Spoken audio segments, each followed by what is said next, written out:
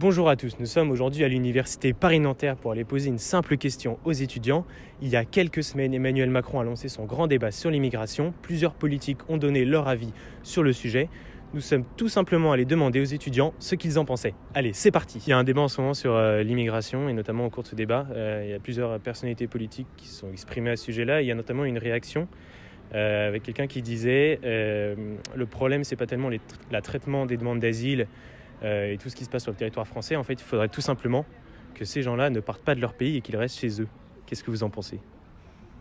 Je peux être vulgaire ou pas ? C'est vraiment de la merde. Parce que c'est extrêmement raciste comme propos. Et c'est pas parce qu'on est bien né et qu'on est dans un pays comme la France où on a le droit à des protections sociales, on a le droit à des aides qui ne sont pas dans notre pays, qu'on n'a pas le droit d'ouvrir nos frontières. C'est totalement idiot comme réaction. Venant d'une personne qui a de l'influence sur les gens, c'est déstabilisant. Pour moi, c'est pas normal. On a tous le droit de s'enfuir de quelque part si on a un problème. La France, justement, doit les accueillir, doit les aider, pas les laisser dans leur merde. Voilà. Et est-ce que ça vous choque ? Vraiment ? Ouais. Ça m'énerve, en fait.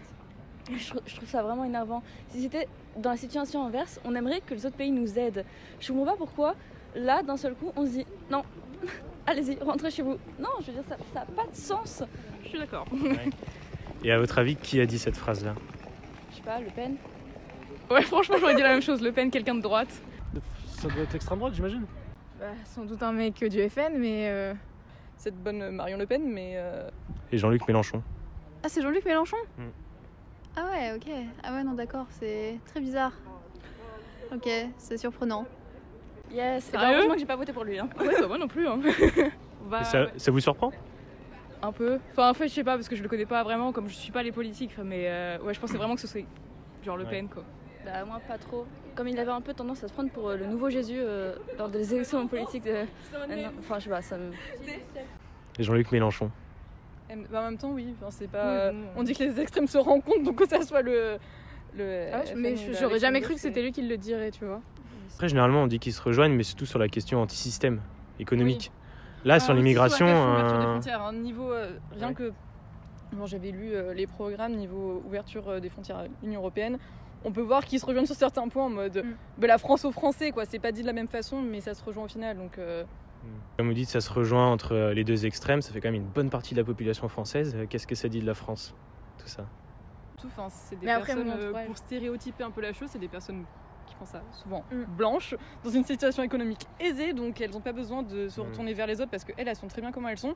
Et les hommes politiques qui disent ça, généralement c'est des hommes blancs, quoi, d'un certain âge.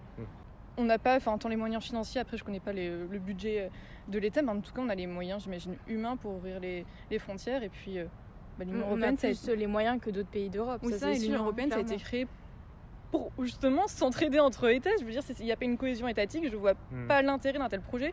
Et donc oui, pour moi, on n'a pas les moyens, les moyens humains en tout cas, on les a. Après, c'est la volonté qu'on n'a pas. Mais vous, à titre personnel, vous serez prêt à accueillir quelqu'un ou...